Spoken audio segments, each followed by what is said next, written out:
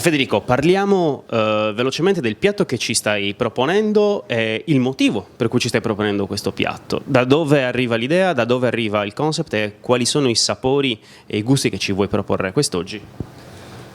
Quindi questo è una visione che ho avuto dalla Campidanese. Andiamo a togliere il grano e andiamo a inserire un riso, quindi lo rendiamo un attimino più contemporaneo e utilizziamo in questo caso un riso integrale nero. Si sposa molto bene con la materia grassa della carne di maiale.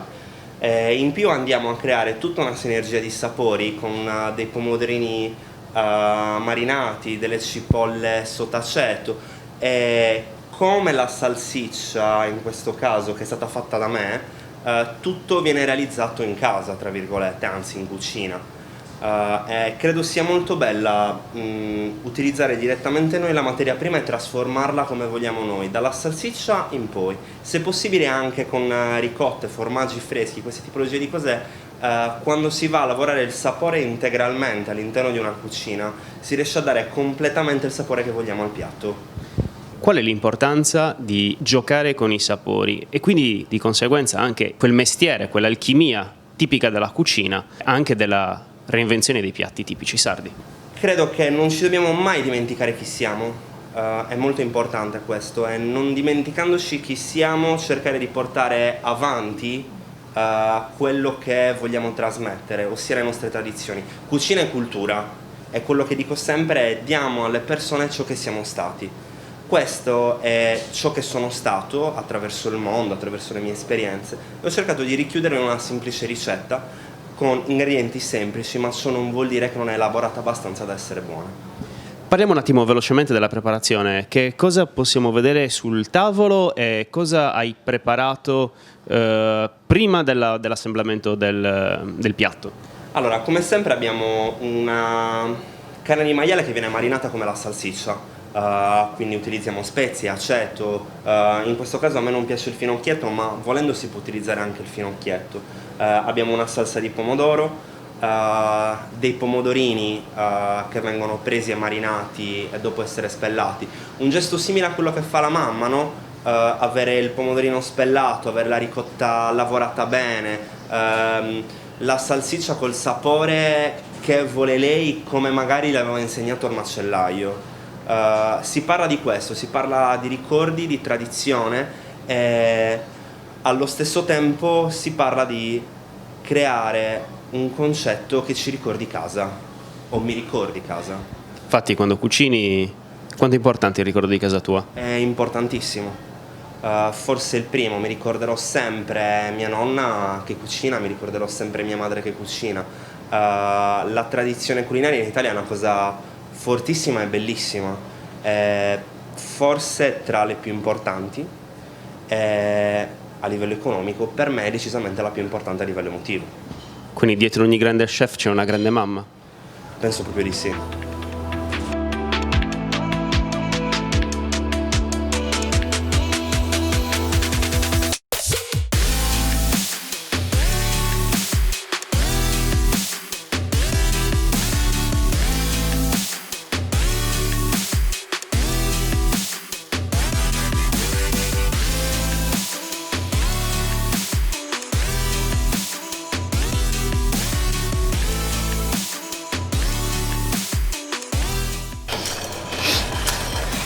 Quindi perché riso e Venere? Viviamo in un concetto dove in tantissimi sono limitati dalle intolleranze alimentari. Credo che se la tradizione non possa trasmettere determinati sapori a chi non li può mangiare, è l'innovazione che deve riuscire a trovare una via di mezzo. Quindi perché non trovare innovazione per trasmettere i miei ricordi alle persone?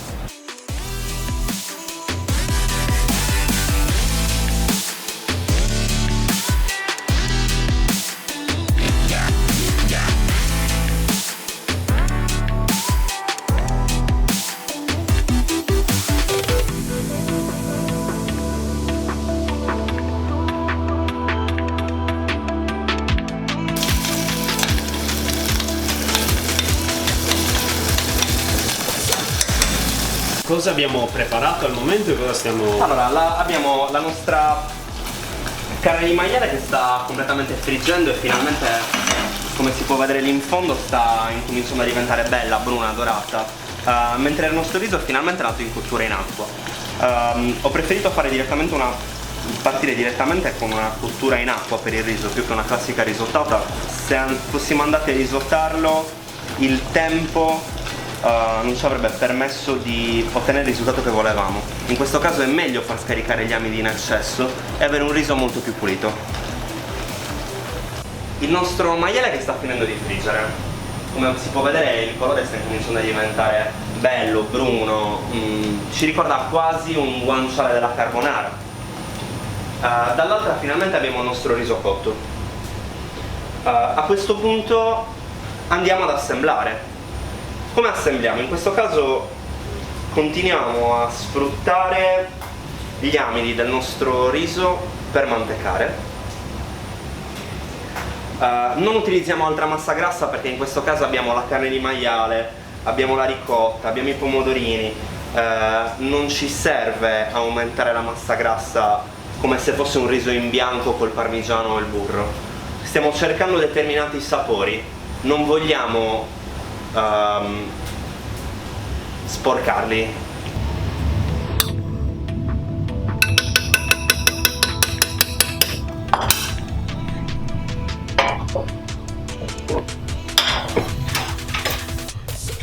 In questo caso ho preparato pochissimo brodo di verdura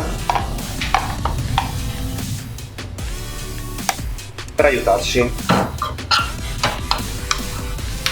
Ha già una parte d'olio all'interno, una preparazione che ci serve per velocizzare il tutto.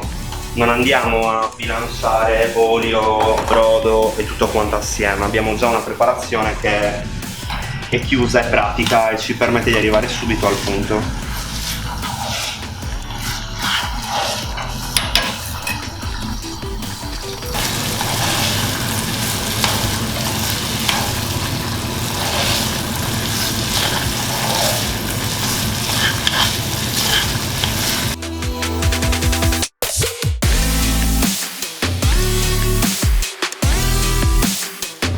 Quindi abbiamo qua la nostra ricotta allo zafferano.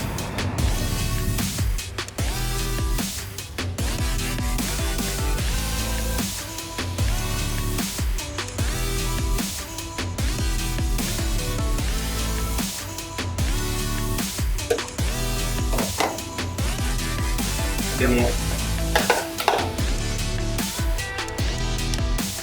la nostra salsa al pomodoro classica, niente di troppo elaborato.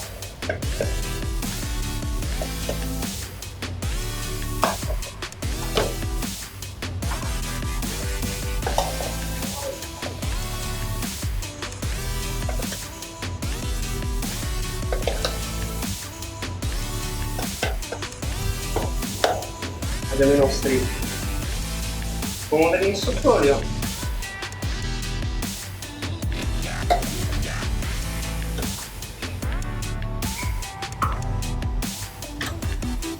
Delle cipolle in agrodolce ad aiutarci per spezzare tutta questa grassezza.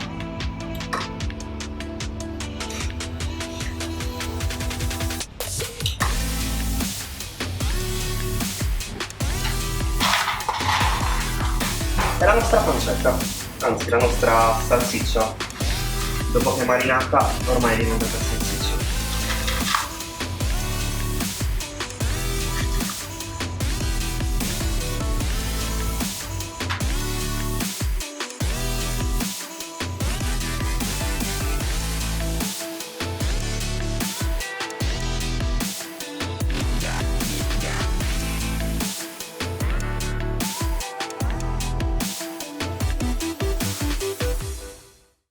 Quindi, finito l'impiattamento, abbiamo realizzato il nostro riso venere non alla campidanese. Non posso dire che è una campidanese, non mi permetterei mai di utilizzare quella parola, quindi dicendo che ho cercato quei sapori ma ho utilizzato delle altre tecniche, vado a dire soltanto che non è alla campidanese. Quindi è possibile per tutti i sardi all'estero cercare con quello che hanno a disposizione nella loro zona, cercare di ricreare il sapore anche per farlo scoprire anche agli altri? Assolutamente sì, è importantissimo anzi. Alle volte magari dobbiamo solo cercare di fare un passo indietro e dire non è esattamente questo, è quello che riusciamo a trasmettervi. Perché non farlo? Federico, dietro alla ricetta che ci hai fatto vedere c'è molta voglia di giocare, di interpretare e di inventare sui sapori. Quanto è importante per la cucina sarda, tipica e tradizionale, di avere degli sbocchi per reinventarsi e magari proporsi anche a un pubblico con un palato diverso? Penso che sia molto importante. Ci ritroviamo in questa situazione storica dove la cucina gastronomica sta diventando giorno dopo giorno sempre più importante. Il cliente continua e vuole sempre di più da noi, quindi di conseguenza è utile ed è importante ricordarsi sempre che bisogna sempre provare a fare quel passo in più prendendolo dalla nostra esperienza. Quindi perché non utilizzare proprio la nostra cultura gastronomica per fare quel passo in più e portare avanti l'esperienza e migliorarla. Quanto è importante per una cucina, soprattutto, avere una gestione e un'amministrazione che sappia magari ascoltare quelle che sono le vostre proposte. Esiste una sinergia oppure sono due mondi che viaggiano su due binari completamente diversi? Quando parliamo di imprenditore e cucina, ricordiamoci sempre che l'imprenditore punta a gestire l'azienda, la cucina invece punta a soddisfare il cliente stando dentro i numeri che vengono dati dall'imprenditore. Quindi è importantissimo creare sinergia, soprattutto tra chi investe il suo denaro e chi lo utilizza per cercare di fare guadagno. La gestione della cucina economica, quindi il vero momento in cui si acquista e si trasforma, è la parte più importante. La ristorazione è un gruppo, la nostra forza sono le nostre competenze, quindi perché non diventare sempre più forti in un momento dove purtroppo non possiamo fare altro. Il cibo è una tappa fondamentale del turismo. Vorrei raccontarti un aneddoto, mi piace tanto questo. Una delle nostre tipiche ricette del centro Sardegna è il maiale cotto sottoterra. Hai presente, no? Viene fatto il fuoco, smossa la terra, poi preso e messo lì. Girando il mondo ho scoperto questo. Si fa la stessa cosa in Texas, in America. Quindi se è possibile che una tradizione che abbiamo noi così profonda nel nostro territorio sia simile o uguale dall'altra parte del mondo, perché non metterci in condizione di avere un confronto con queste persone? Il confronto è crescita, è migliorarsi, utilizzare le nostre competenze per essere dei professionisti migliori. Senza la passione non si può fare questo lavoro, diventa deleterio, ma è con la passione e con lo scegliere di fare quello che ci piace che riusciamo a portare in avanti questo lavoro.